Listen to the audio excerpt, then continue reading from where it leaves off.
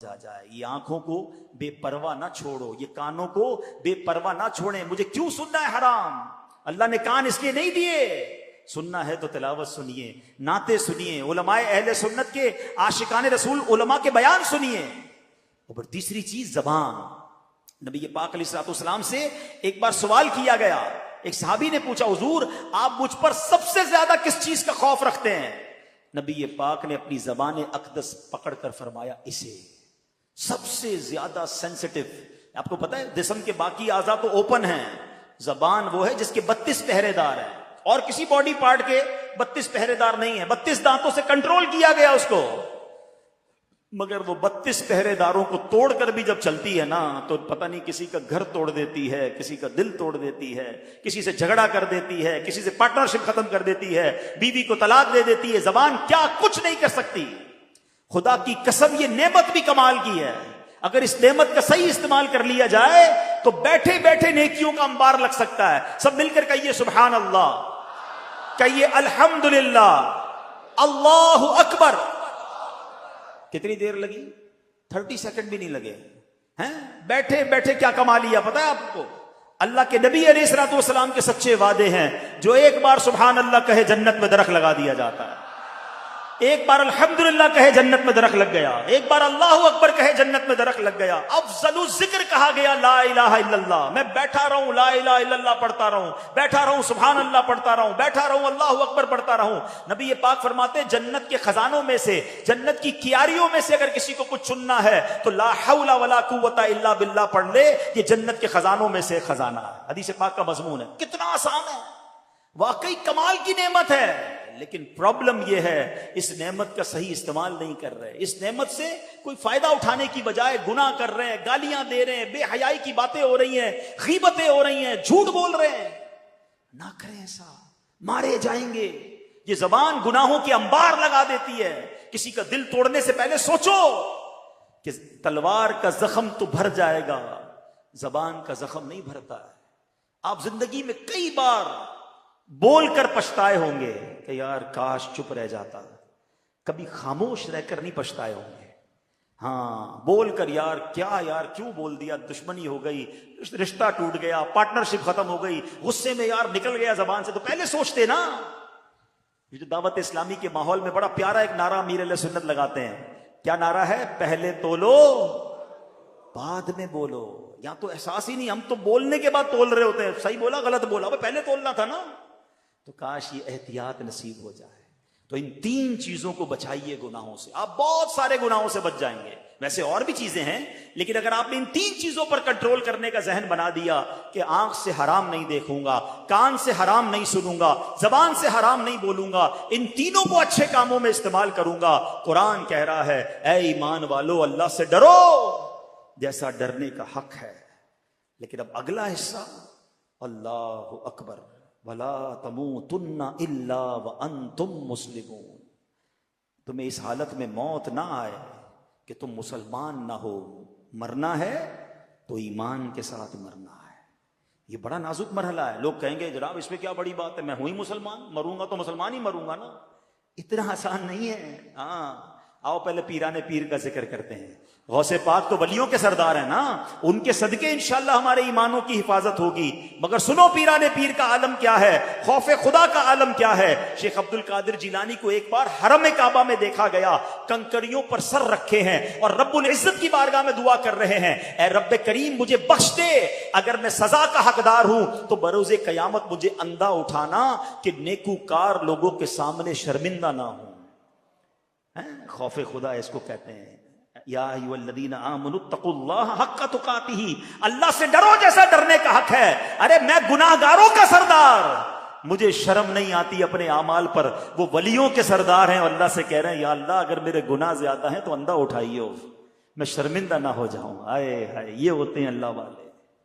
آگے سنو غوث پاک, اگلی آیت ہے نا وَلَا تَمُوتُنَّ إِلَّا وَأَنْتُمْ مُسْلِمُونَ. اس آیت کا اگلا جز سنو. میرے پیرانے پیر کو کیسا خوف تھا. ایک بار عید کا دن ہے, غوث پاک کہہ رہے ہیں, لوگ کہہ رہے ہیں آج عید کا دن ہے, عید کا دن ہے. عبد القادر کے لیے عید کا دن وہ ہوگا جب اپنا ایمان سلامت لے کر دنیا سے جائے.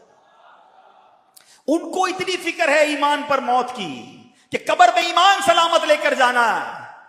جب مجھے اور آپ کو یہ فکر ہے, آپ کو پتا ہے ساری زندگی روزے رکھے, ساری زندگی نمازیں پڑھی, صدقہ خیرات حج, ساری زندگی نمازیں پڑھی, اور اگر مرنے سے پہلے ایمان چلا گیا نا تو یہ سب کچھ زیرو ہو جائے گا. حدیث پاک میں آتا ہے ہر بندہ اس حالت پر اٹھایا جائے گا جس پر مرے گا. اب یہاں دو باتیں ہیں, ایمان پر مرے گا تو ایمان پر اٹھایا جائے گا, کفر پر مرے گا کفر پر اٹھایا جائے گا. ایمان بھی بچانا ہے. اور ایک اور بات سوچئے, شراب کے نشے میں مرے گا تو نشے میں اٹھایا جائے گا, فلم دیکھتے دیکھتے مرے گا تو کس حالت میں اٹھے گا, بدکاری کرتے کرتے مرے گا تو کس حالت میں اٹھے گا, جوا کھیلتے کھیلتے مرے گا تو کس حالت میں اٹھے گا. سوچئے.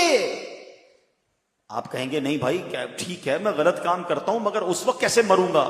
تو آپ میں سے کسی کے پاس اختیار ہے کہ آپ اپنی چوائس سے مر سکتے ہیں کہ ملک الموت آ گیا اور کوئی شراب پی رہے ہیں, نہیں بھائی ابھی نہیں آنا, تھوڑی دیر بعد میں ذرا نشہ اتار لوں. You have time, you have authority.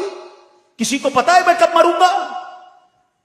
آگاہ اپنی موت سے کوئی بشر نہیں, سامان 100 برس کا ہے پل کی خبر نہیں. بھول گئے آپ جہاز میں موت ہوتی ہے. پچھلے دنوں کی بات ہے, ہم جرمنی میں تھے, ہمارے ایک بہت اچھے ساتھی دوست جاننے والے تھے, 35,000 فٹ کی بلندی پہ جہاز میں ان کو ہارٹ اٹیک ہوا, ان کا انتقال ہو گیا. ارے چلو جہاز کو چھوڑو, ہزاروں میٹر سمندر کے نیچے بھی تو موت آئی تھی نا, بھول گئے؟ تھوڑے دنوں پہلے کا ہی واقعہ ہے نا, لاکھوں ڈالر دے کر اس جگہ پہنچے جہاں موت لکھی ہوئی تھی, باپ بیٹا پاکستانی مسلمان. اگر وہ ایمان پر گئے تو اللہ ان کی مغفرت فرمائے, گناہ معاف فرمائے, ہم دعا کرتے ہیں ان کے لیے. لیکن سوچو کدھر بھی موت آ سکتی ہے. کتنی پلاننگز تھی ان کی کہ یہ دیکھیں گے وہ دیکھیں گے, ویڈیو بنائیں گے. غالباً والد کی برتھ ڈے تھی, وہ برتھ ڈے پر اپنے بیٹے کو لے کر گیا. اربوں خربوں پتی خاندان ہے. یہ سب واقعات بتا رہے ہیں کہ موت کبھی بھی اور کہیں بھی آ سکتی ہے. حضرت سلیمان کے دور کا واقعہ ہے نا, ایک شخص حضرت سلیمان کے پاس بیٹھا تھا, ملک الموت آئے اور اس کو بڑا گھور کے دیکھ رہے تھے. تو جب چلے گئے ملک الموت تو حضرت سلیمان کا وہ دوست تھا, جاننے والا تھا, کہتا حضرت یہ کون تھے جو مجھے بڑا گھور کے دیکھ رہے تھے؟ کہا یہ ملک الموت تھے, روح قبض کرنے والا فرشتہ آیا تھا.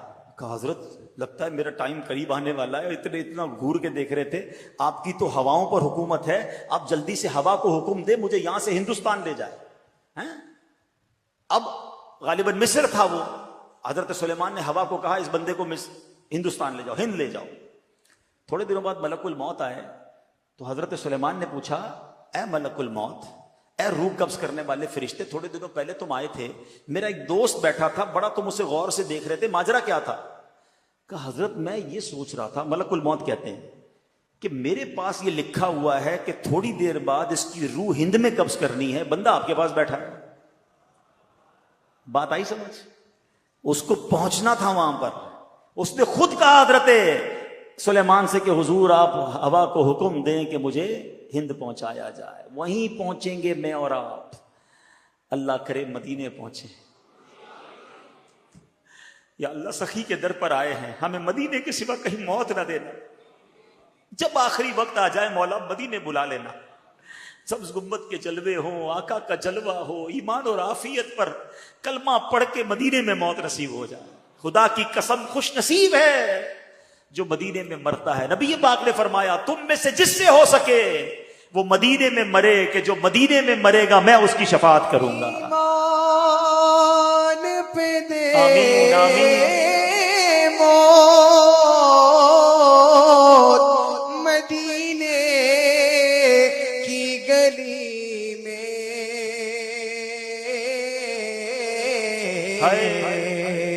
ایمان پہ دے موت مدینے کی گلی میں. مدفن میرا محبوب کے قدموں میں بنا دے.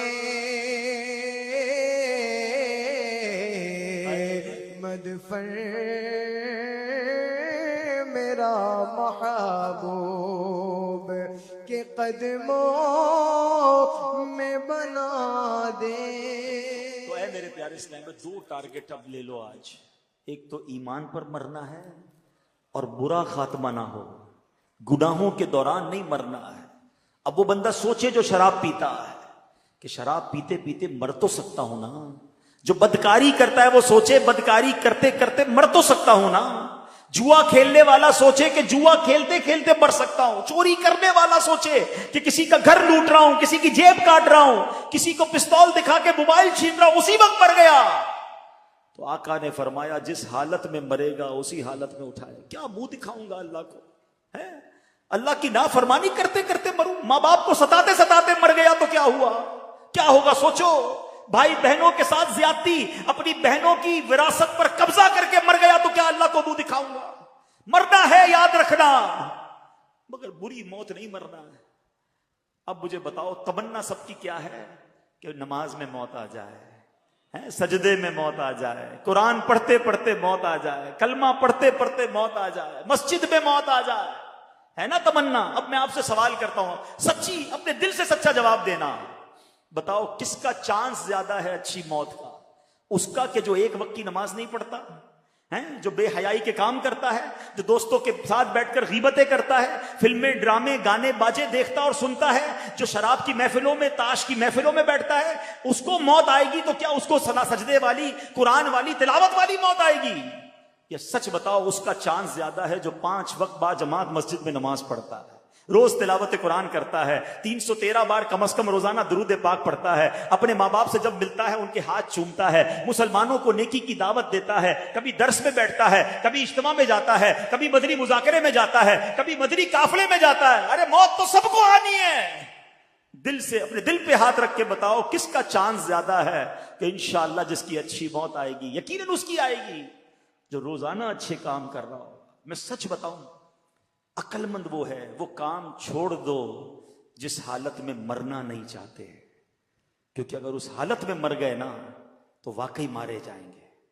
اللہ مجھے اور آپ کو اچھے کاموں میں لگا دے, نیکی کے کاموں میں لگا دے. ہمارا جینا مرنا نیکی کے کام بن جائیں. ہم کاروبار بھی کریں تو حلال کمائیں, روزگار پہ بھی جائیں اللہ کی رضا والے کام کریں, ادھر بھی دکان پر نماز کا ٹائم ہو تو نماز پڑھیں, بدنگاہی سے ادھر بھی بچیں, موقع ملے تو نیکی کی دعوت دیتے رہے, تاکہ کبھی بھی اگر ملک الموت آ جائیں, کبھی بھی مجھے موت آ جائے تو اچھا کام کرتے کرتے اللہ رسول کی باتیں کرتے کرتے دنیا سے جاؤں. کاش یہ بات ہمیں نصیب ہو جائے کہ میں سو جاؤں یا مصطفیٰ کہتے کہتے, میں سو جاؤں یا مصطفیٰ کہتے کہتے, اور پھر کھلے آنکھ صلی اللہ کہتے کہتے. تو ایک ٹارگٹ یہ لینا ہے کہ برے کام چھوڑ دیں جس حالت میں مرنا نہیں چاہتے, مرنا اچھی حالت میں ہے.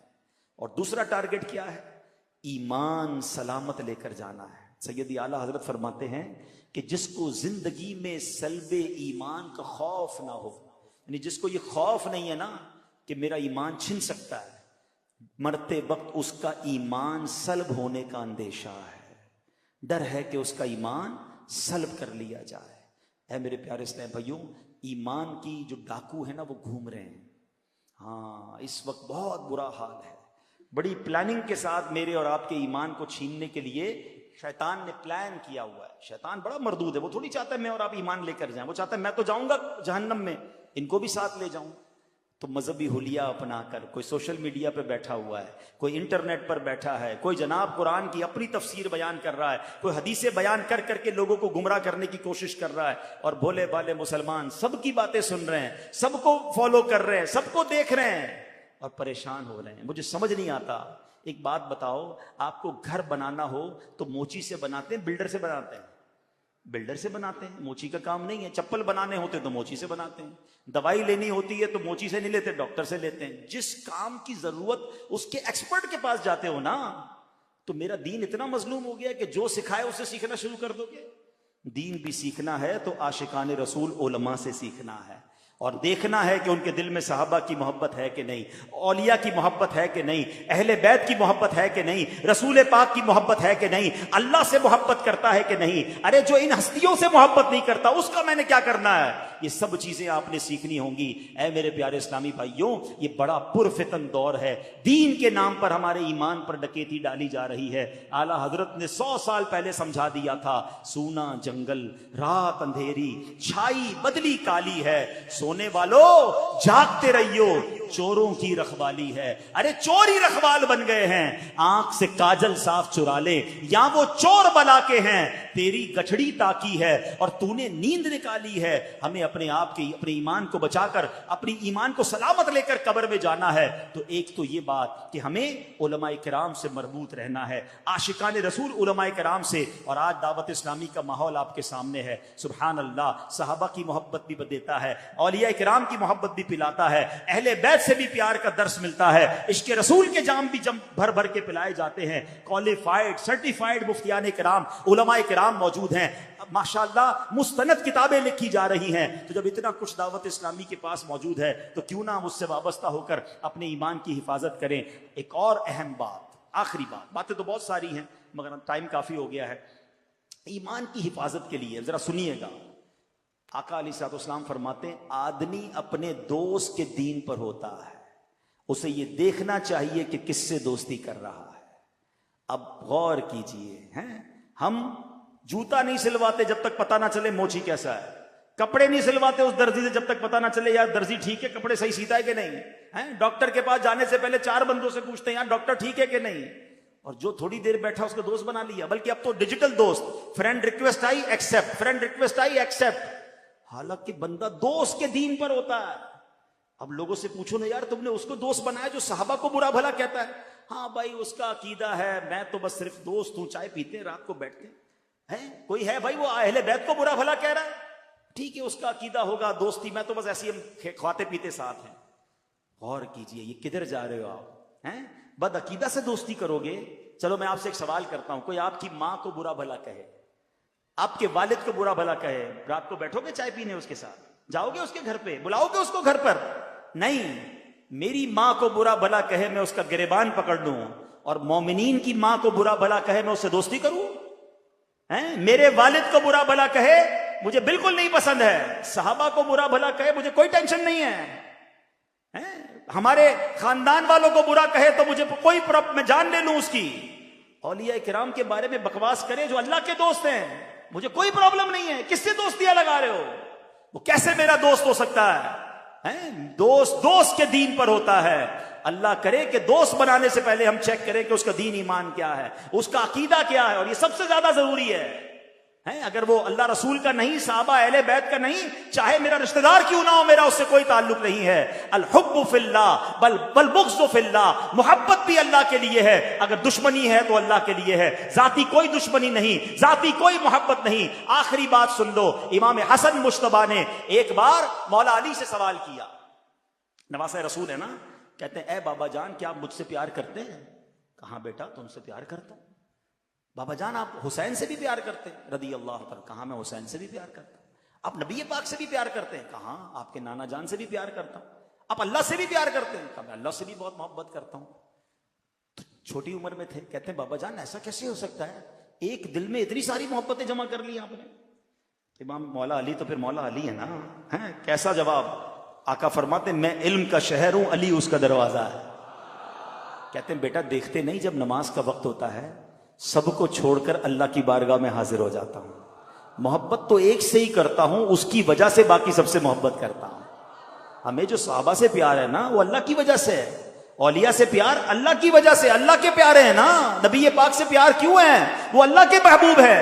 تو سبحان اللہ، اصل محبت اللہ سے ہے، اور اللہ کی رضا کے لیے باقی سب سے محبت ہے۔ سخی عبد الوہاب شاہ ہمارے رشتہ دار نہیں ہیں، میں کراچی سے چل کر آیا، پتہ نہیں پاکستان کے کس کس حصے سے لوگ یہاں آئے ہیں، ہماری کوئی ان سے رشتہ داری نہیں ہے، مگر اس لیے پیار ہے کہ یہ اللہ والے ہیں، اللہ ان سے پیار کرتا ہے، یہ اللہ کے دوست ہیں، ہماری محبتیں بھی اللہ کے لیے ہیں، اور ہماری اگر کسی سے دشمنی ہے، دوری ہے، تو وہ بھی اللہ کے لیے ہے۔ جو اللہ کا دشمن ہے میرا دوست کیسے بن سکتا ہے؟ جو نبیوں کا دشمن ہے وہ میرا رشتہ دار کیسے بن سکتا ہے؟ جو ولیوں اور صحابہ کو برا بھلا کہتا ہے وہ ہماری محفل میں نہیں آ سکتا. جس دن اپنے ایمان اور عقیدے کو مضبوط کر لو گے پھر کوئی ایمان چھین نہیں سکے گا. ہم کہتے ہیں سب سے دوستی، سب کے پاس جانا ہے، سب کے ساتھ کھانا پینا ہے. ایسا نہیں ہوتا. اپنے کاروبار، اپنی فیملی کے لیے تم مضبوط ہو جاؤ اور اپنے ایمان کے لیے ڈھیلے پڑ جاؤ گے تو پھر ایمان کے ڈاکو گھوم رہے ہیں. اعلیٰ حضرت کا فرمان یاد رکھنا کہ ہمیں صرف نبی پاک علیہ الصلوۃ والسلام کو راضی کرنا ہے، اللہ کو راضی کرنا ہے.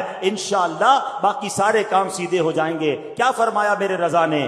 انہیں جانا، انہیں مانا، نہ رکھا غیر سے کام. غیر سے کوئی کام نہیں ہمارا. جو اللہ رسول سے محبت کرتا ہے وہ ہمارا دوست ہے. انہیں جانا، انہیں مانا، نہ رکھا غیر سے کام. للہ الحمد میں دنیا سے مسلمان گیا. اللہ مجھے اور آپ کو اولیاء کرام کا حقیقی فیضان نصیب فرمائے. اب سچ بتاؤ، ایک آیت پڑھی ہے اور اس آیت کے تحت کچھ پیغام دیا ہے. ساری آیتیں پڑھ لوں، سارا قرآن پڑھ لوں تو کتنا فیضان ملے گا. تو نیت کرتے ہیں روزانہ قرآن پاک پڑھیں گے انشاءاللہ. دعوت اسلامی کو دیکھیں نا کتنا قرآن پھیلا رہی ہے. بڑوں کے مدرسے الگ ہیں، بچوں کے مدرسے الگ ہیں. فری آف چارج آپ کو قرآن پڑھایا جا رہا ہے. بہنوں کے لیے قرآن پاک پڑھانے کا نظام الگ ہے. تو آپ آئیے قرآن پاک پڑھیے. اور میں نے جو شروع میں بات کی تھی کہ ہر ولی نے سفر کیا، ایسا سفر کیا کہ واپس ہی نہیں جا سکے. تو آج آؤ سخی عبد الوہاب شاہ کے قدموں میں نیت کر لے کہ انشاءاللہ اب جو حیدرآباد سے کب قافلے روانہ ہو رہے ہیں؟ 15 نومبر سے انشاءاللہ 1 ماہ 12 دن 3 دن کے قافلے پورے پاکستان میں یہ ماہ مدنی قافلہ منایا جا رہا ہے. آج اولیاء کرام کے چاہنے والے سارے نیت کریں مدنی قافلوں میں سفر کریں گے انشاءاللہ. میں سخی عبد الوہاب شاہ کے دربار میں بیٹھ کر دعا دیتا ہوں، یا اللہ اس مہینے میں جو بھی مدنی قافلے میں سفر کرے ان سب کو مکے مدینے کی اور بغداد کی حاضری نصیب فرما. تو انشاءاللہ نیت کریں، اپنے نام بھی لکھوائیں اور پھر دعوت اسلامی جو اتنی بڑی دین کی خدمت کر رہی ہے اس کا ساتھ بھی دیں. 3 نومبر کو ٹیلی تھون ہونے جا رہا ہے. الحمدللہ 1 یونٹ 10,000 روپے کا ہے. اللہ کی راہ میں خرچ کرنے سے مال کم نہیں ہوتا. تو دعوت اسلامی کے اس حوالے سے بھی بھرپور ساتھ دیں. اللہ پاک عمل کرنے کی توفیق عطا فرمائے. صلو علی الحبیب صلی اللہ تعالی علی محمد صلی اللہ علیہ وسلم. تشریف رکھیے گا تمام عاشقان رسول. الحمدللہ اولاد غوث اعظم کے در رحمت پر حاضر ہیں. خدا کا ایک خاص انعام ہے یہ اولیاء اللہ. زمانہ جسم ہے اور جان ہے یہ اولیاء اللہ. دعائیں سب کو دیتے ہیں کسی سے کچھ نہیں لیتے. گناہ گاروں کا ہے صاحباں یہ اولیاء اللہ. قادری سلسلے کے عظیم بزرگ کے در پر حاضر ہے اور الحمدللہ غوث پاک رحمت اللہ تعالی علیہ فرماتے ہیں میرا کوئی مرید بغیر توبہ کے نہیں مرے گا. اور شیخ طریقت امیر اہل سنت قادری سلسلے میں بیعت کرواتے ہیں اور امیر اہل سنت نے کئی عاشقان رسول کو، مرکزی مجلس شورا کو، اسلامی بھائیوں کو اس بات کی اجازت عطا فرمائیے کہ وہ اپنے ذریعے سے شیخ طریقت امیر اہل سنت، دنیا اہل سنت کے امیر کا اور امیر اہل سنت کے ذریعے غوث پاک کا مرید کروا سکتے ہیں. یقین جانیں یہ اتنا خوبصورت موقع ہوتا ہے کہ سخی کے در پر ہے، قادری سلسلے کے بزرگ کے در پر ہے اور یہیں سے ان کے جد اعلیٰ کے دامن سے وابستہ ہوں گے. تو ماشاءاللہ ترجمان دعوت اسلامی، مرکزی مجلس شورا کے رکن، ہر دل عزیز دعوت اسلامی کی شخصیت مولانا حاجی عبد الحبیب اتاری صاحب جنہوں نے شفقت فرمائی، محبت کی، مان دیا اور ایک مرتبہ پھر الحمدللہ دربار عالیہ میں بیان کے لیے انہوں نے عرض قبول کی اور کرم نوازی فرمائی. میں رکن شورا کو ان کا شکریہ بھی ادا کرتا ہوں اور اپنی طرف سے بھی، شہر مشاورت کی طرف سے بھی، انتظامیہ، ٹرسٹ کمیٹی، مذہبی امور، ان سب کی طرف سے رکن شورا کا بھی شکریہ ادا کرتا ہوں. اور ساتھ ہی ساتھ ہمارے دربار عالیہ کے جو ٹرسٹ کمیٹی کے چیئرمین ہیں جن کی شفقت و مہربانیاں ہمیشہ ہمارے ساتھ رہی ہیں، رب نے چاہا تو ہمیشہ ساتھ رہیں گی، یہ اور ان کے صاحبزادے، ان کا بھی شکریہ، ساری انتظامیہ کا شکریہ ادا کرتا ہوں کہ یہ ہمیشہ ہمارے ساتھ تعاون کرتے ہیں. اللہ انہیں دنیا میں بھی اس کا اجر دے، آخرت میں بھی دے. ہم سب مل کر دین اسلام کو خوب پھیلائیں.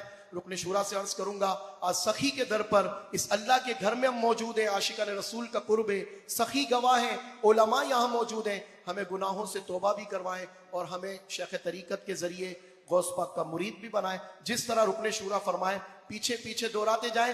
آج جب دربار عالیہ سے لوٹیں گے، آج جب اس نشست سے لوٹیں گے، آج جب اپنے گھروں کی طرف جائیں گے تو انشاءاللہ الکریم قادری اتاری بن کر لوٹیں گے. صلو علی الحبیب صلی اللہ علیہ وسلم. میرے وہ اسلامی بھائی جو مرید ہونا چاہیں، جس طرح میں کہتا جاؤں دہراتے جائیں. بسم اللہ الرحمن الرحیم. الصلاۃ والسلام علیک یا رسول اللہ. وعلى آلك وأصحابك يا حبيب الله لا إله إلا الله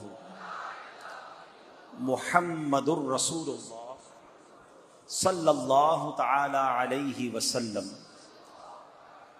توبہ کرتا ہوں میں اپنے تمام پچھلے گناہوں سے، اور وعدہ کرتا ہوں میں کہ آئندہ شریعت پر چلوں گا، بد مذہبوں اور برے لوگوں کی صحبت سے بچتا رہوں گا، نماز روزے کی پابندی کرتا رہوں گا، والدین کی نافرمانی، جھوٹ، غیبت، چغلی، وعدہ خلافی، گالی گلوچ، فلمیں، ڈرامے، گانے باجے، بے پردگی وغیرہ وغیرہ گناہوں سے بچتا رہوں گا۔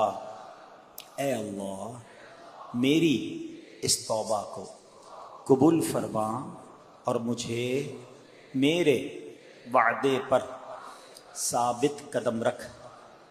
مرید ہوتا ہوں میں خاندان عالی شان قادریہ، رضویہ، عطاریہ میں نے اپنا ہاتھ آپ کے ذریعے سے شیخ طریقت امیر اہل سنت کے ہاتھ میں دیا، اور ان کے ذریعے سرکار بغداد حضور غوث پاک شیخ عبد القادر جیلانی رحمت اللہ تعالی علیہ کے ہاتھ میں دیا۔ اے اللہ مجھے جناب غوث اعظم کے مریدوں میں قبول فرما، اور کل قیامت میں غوث پاک کے غلاموں میں اٹھا۔ صلاۃ والسلام علیک یا نبی اللہ وعلی آلک واصحابک یا نور اللہ۔ ایسا دعا بھی فرما دیجئے سب کے۔ الحمدللہ رب العالمین والصلاة والسلام علی خاتم النبیین یا ارحم الراحمین یا ارحم الراحمین یا ارحم الراحمین۔ یا ربنا یا ربنا یا ربنا یا ربنا یا ربنا یا اللہ یا رحمان یا رحیم۔ اللہم ربنا آتنا فی الدنیا حسنۃ وفی الآخرۃ حسنۃ وقنا عذاب النار وقنا عذاب القبر وقنا عذاب الحشر وقنا حساب المیزان۔ اللہم اعنی علی ذکرک وشکرک وحسن عبادتک یا مقلب القلوب ثبت قلوبنا علی دینک یا مصرف القلوب صرف قلوبنا علی طاعتک۔ اے ڈوبتوں کو بچانے والے، بے کسوں کی دستگیری کرنے والے، گناہگاروں کی مغفرت فرمانے والے مولا، اے اللہ تیرے گناہگار بندے تیرے دربار میں حاضر ہیں، یہ نہ دیکھ ہم کتنے برے ہیں، یہ دیکھ کس کے قدموں میں بیٹھے ہیں۔ اولاد غوث اعظم سخی عبد الوہاب شاہ جیلانی کا واسطہ اے اللہ ہم سب کی مغفرت فرما دے، ہم سب کے گناہوں کو معاف فرما دے، ہمارے صغیرہ گناہ بھی معاف کر دے، ہمارے کبیرہ گناہ بھی معاف کر دے۔ اے اللہ ہمارے ماں باپ کو بھی بخش دے، ہمارے بھائی بہنوں کو بخش دے، بیوی بچوں کو بخش دے۔ اے اللہ ہمارے مرحومین کی مغفرت فرما، ہم سے محبت کرنے والوں کی بخشش فرما۔ اے اللہ سرکار علیہ الصلوۃ والسلام کی ساری امت کی بخشش فرما دے۔ اے کریم تیرے خزانوں میں کمی نہیں، ہماری دنیا بھی اچھی کر دے، ہماری آخرت بھی اچھی کر دے۔ اے پروردگار تیرے خزانوں میں کمی نہیں۔ آج جتنے ہاتھ اٹھے ہیں تو سب کے نام بھی جانتا ہے، کام بھی جانتا ہے، بڑی امیدیں لیے آئے ہیں اور اس کا موقع ہے۔ اے اللہ تیری رحمتیں نازل ہو رہی ہوں گی، جتنے بیمار آئے ہیں، بیمار گھر چھوڑ آئے ہیں، اے شفا دینے والے ہمارے سارے مریضوں کو شفا عطا فرما۔ بالخصوص مولا ہم سب کے کے دلوں کی دھڑکن، اے اللہ ہم سب کے محسن قبلہ شیخ طریقت امیر اہل سنت کو درازی عمر بالخیر عطا فرما۔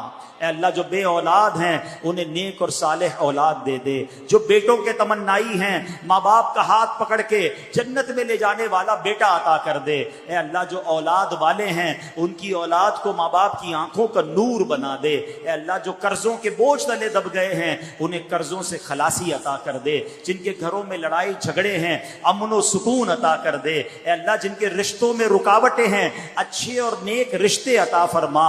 اے اللہ جو روزی روزگار کاروبار کے مسائل کا شکار ہے، اے کریم سب کے رزق حلال میں برکت عطا فرما۔ اے اللہ جس کی کوئی رقم یا کوئی چیز کسی نے دبا لی ہے، حق نہیں لوٹا رہا ہے، سخی عبد الوہاب شاہ جیلانی کا واسطہ سب کا حق خیر سے سب کو لوٹانے کی توفیق عطا فرما۔